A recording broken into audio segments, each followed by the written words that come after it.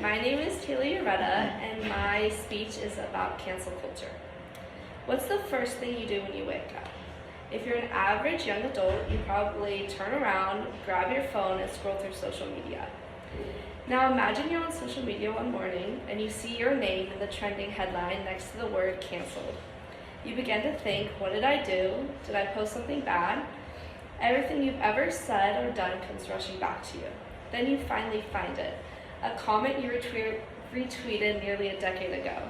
You try to explain that you've changed, you're a different person now, but none of that growth matters. You'll forever be associated with that one problematic message you retweeted all those years ago. This is the reality of cancel culture, defined as the practice of engaging in mass canceling as a way of expressing disapproval and exerting social pressure. Cancel culture introduced a new way to combat wrongdoing and address injustices online.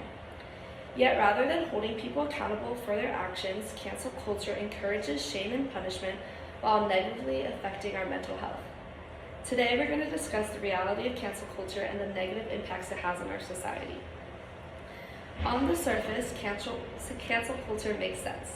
Since societies were first formed, public shaming has been used as a deterrent to prevent bad or inappropriate behaviors. Upholding social bonds and setting cultural norms, public shaming can be used as a positive social practice. Cancel culture is an extension or a contemporary evolution of this social process which reinforces our current set of norms. Social media originally utilized cancel culture as a force for good. Growing alongside the Me Too movement, cancel culture gave the public an opportunity to hold public figures accountable for their actions. The most notable cancellation was Harvey Weinstein in 2017. He was canceled for sexual misconduct. Now, his case revolved around crimes, and in these type of cases, cancel culture would allow the public to take action rather than just waiting for the criminal charges to be processed, because they may or may not be. Eventually, the culture expanded in scope. Crimes were no longer the only reason for public cancellation. People started being canceled for their opinions and their beliefs, no matter the severity. If something they did was just perceived wrong, their reputation could be destroyed. Since anyone with a social media can campaign to cancel someone else, cancel culture started to be redundant and ineffective. Influenced by the increasingly digital world we live in, cancel culture says a lot about our current climate. Too often we say and do things that we would never actually say in front of someone's face. Through our tiny iPhone screens, we can complain about everything and criticize everyone. Celebrities are especially susceptible to public criticism, as they're often seen as agents of change. We naturally hold celebrities to a higher standard and expect perfection. But at the end of the day, celebrities are just normal people like you and me, and they say silly things and they make dumb mistakes. Human beings are flawed, and it is in our nature to make mistakes. No one's perfect, and a slip-up is inevitable, especially when you consider the frequency of our explanations changing from being what is problematic and what is okay. Something we considered hilarious 10 years ago may be considered offensive or discriminatory nowadays. For example, Shane Dawson, we all thought his videos were really funny 10 years ago, then all of a sudden they became offensive, and now he got canceled. It only takes one person to decide that you've done something problematic, and as soon as that happens, the hate will come flooding in. That one critique sparks a cycle of shame and punishment without the chance of redemption. There's no going back once the cancellations begin. Despite apologies or evidence of growth, we often are unwilling to accept or forgive someone's mistakes. But making mistakes doesn't automatically make you a bad person. So we can still hold people accountable without relying on these online harassment and bullying techniques.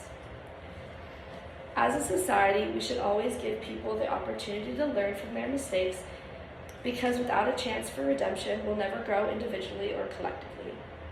No matter how you feel about cancel culture, the effect it has on our mental health is undeniable. The negative impacts of cancel culture affects those who are canceled, those who cancel people, and the bystanders. For those who are canceled, they may feel symptoms closely associated with bullying, such as feeling ostracized, isolated, or hopeless. They also may develop mental illnesses such as anxiety and depression. Cancelers often suffer from mob mentality or collective conscientiousness, which is the us versus them mentality.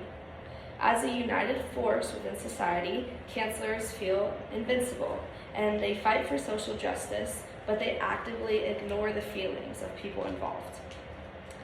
Now, to the bystanders who simply watch the cancellation occur, they are possibly the largest group affected.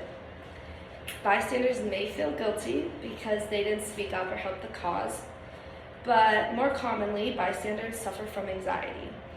They fear that every word they say or anything they do is being looked upon through a microscope, and it could be construed as offensive even when they didn't mean for it to be. While you may not be able to control someone else's behavior, you can control your own and how you respond to negativity. Firstly, try not to post anything when you're overly emotional. This is one way that can protect your mental health. When you have heightened emotions, that can lead you to posting something that you might regret later. So instead, you should just find something else to do, like going on a walk or watching TV. Another thing is to always try and look at the other side and understand someone else's perspective before standing your ground. You might disagree with what they have to say, but you can still respect their differences. Fighting is not always the answer. And most importantly, spend less time online. We are on social media very often, and it can be incredibly toxic to our developing minds. So taking breaks can actually improve our mental health. Cancel culture may make sense for extremist conducts like Harvey Weinstein, but overall it tends to do more harm than good. Cancel culture divides our society while causing us to focus on something that we didn't need to focus on. When people inevitably make a mistake, we can hold them accountable without relying on harassment and bullying. Allowing people to recover from their mistakes and make personal growth is essential for a well-running society. Additionally, we have to start prioritizing our own mental health and not focus on what everybody else does. Next time you're on your phone about to respond to a cancellation post or watch a video about one, think about all the consequences it has on our society. And remember that cancellation could have been about you. Thank you.